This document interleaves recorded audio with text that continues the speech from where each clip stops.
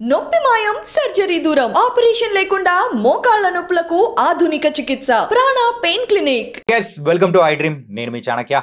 దేవర మూవీతో ఒక భారీ తారాగణంతో వచ్చి వాస్తవాలను తెలియచేస్తూ మరి దాంతోపాటు కూడా వ్యూహాలను రచిస్తూ కూడా ఇప్పుడైతే ఇండస్ట్రీలో ముందుకెళ్తూ ఉన్న రేఖా నిరోష్ ఇప్పుడు మనతో పాటున్నారు. హాయ్ రేఖా. హలో అండి.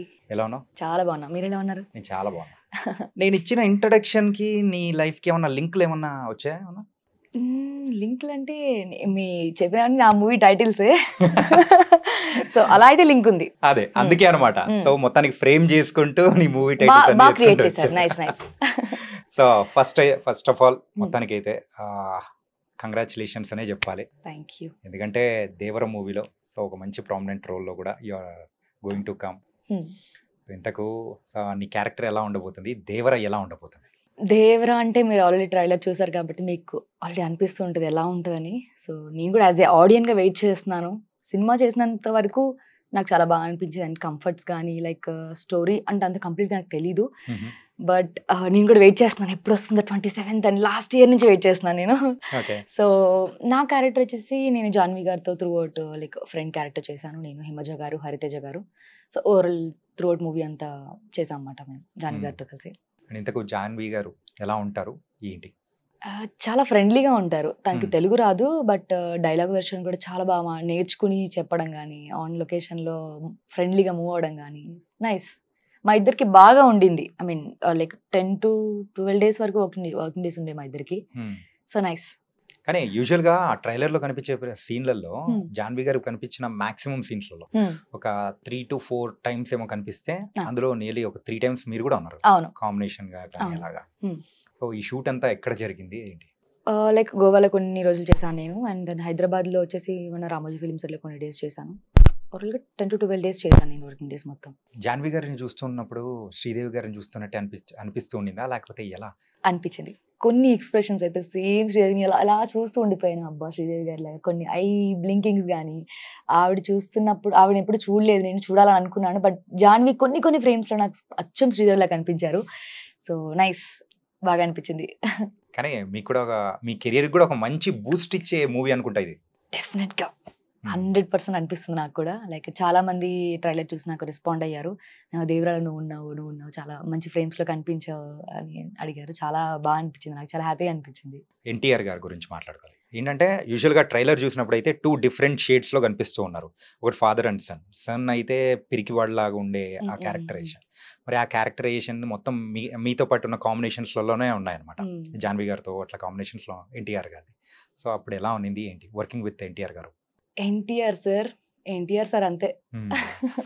సో సార్ వచ్చినప్పుడు లొకేషన్లో కొన్నిసార్లు నేను ఆయన యాక్టింగ్ చేస్తున్నా చూస్తూ ఉండిపోయాను అనమాట అట్లా ఎన్టీఆర్ సార్ని. సో ఆయన వచ్చినట్టు కూడా అంటే నేను హడావిడి కానీ ఎక్కడ ఎప్పుడు అనిపించలేదు.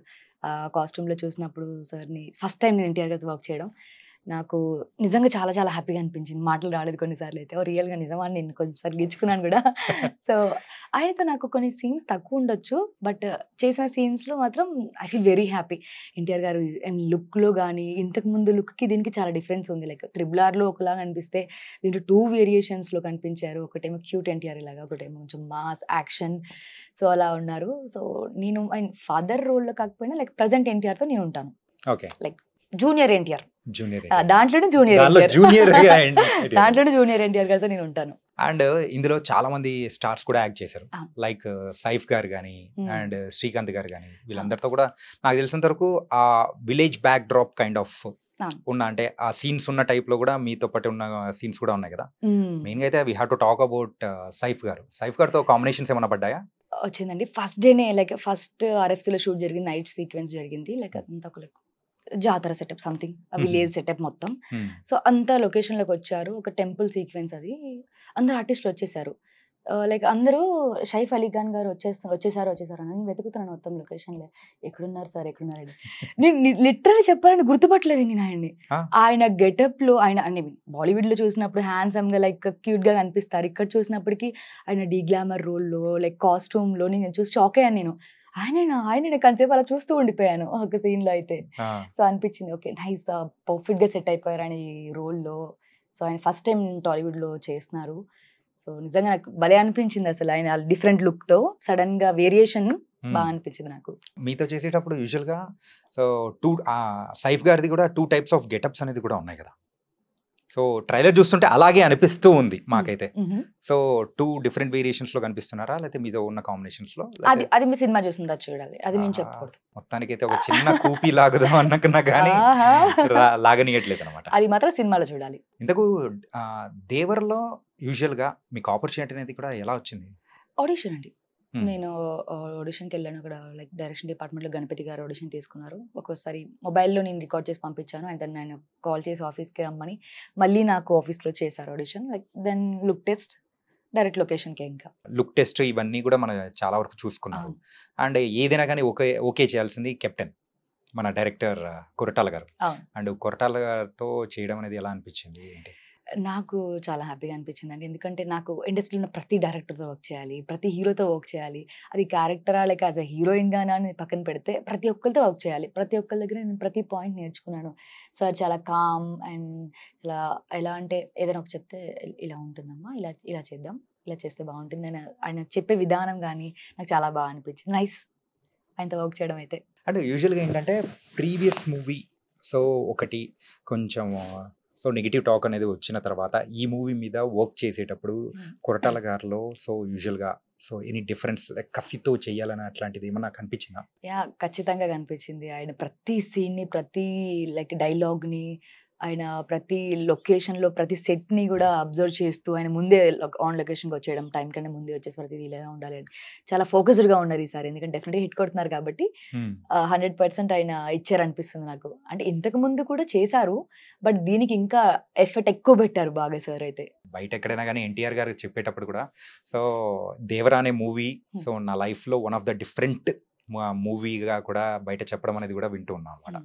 సో ఆ మూవీ కోసమే అందరం కూడా 27th కళ్ళు కాయలు కాచేలా కూడా వెయిట్ చేస్తున్నాము. అండ్ మీ దగ్గర నుంచి కూడా కొన్ని మంచి పాయింట్స్ అనేది కూడా వచ్చాయి. అండ్ దేవర మూవీ గురించి కాకుండా so coming to Rekha Nirosha.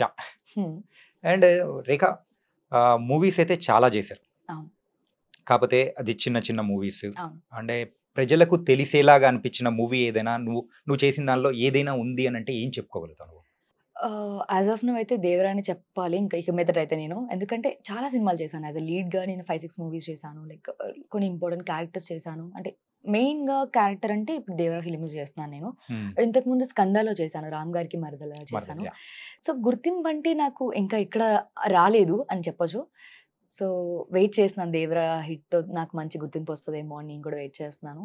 As a లీడ్గా అయితే యాజ్ ఆఫ్ నౌ ఇప్పుడు కూడా బిజీగానే ఉంటున్నాను నేను. ఫస్ట్ లీడ్, సెకండ్ లీడ్ చేస్తున్నాను. యాజ్ ఏ లైక్ హీరోయిన్గా చేస్తున్నాను. కన్నడ ఫిలిం కూడా చేశాను, తెలుగు కన్నడలో కూడా చేస్తున్నాను. సో బ్రేక్ అంటే ఇంకా రాలేదు. లెట్స్ సీ, చూడాలి ఎప్పుడు వస్తుందో, ఆడియన్స్ ఎప్పుడు ఇస్తారో.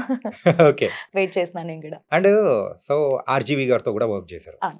ఆర్జీవి గారు నుంచి వచ్చిన ఎవరైనా కానీ సో హీరోయిన్స్ కానీ మెయిన్గా చూసుకుంటే so in coming days they are going to win great position చెప్పేసి అని అనుకుంటూ ఉంటాం. సో ఆ స్కూల్ నుంచే యు వర్క్డ్ విత్ ఆర్జీవి గారు.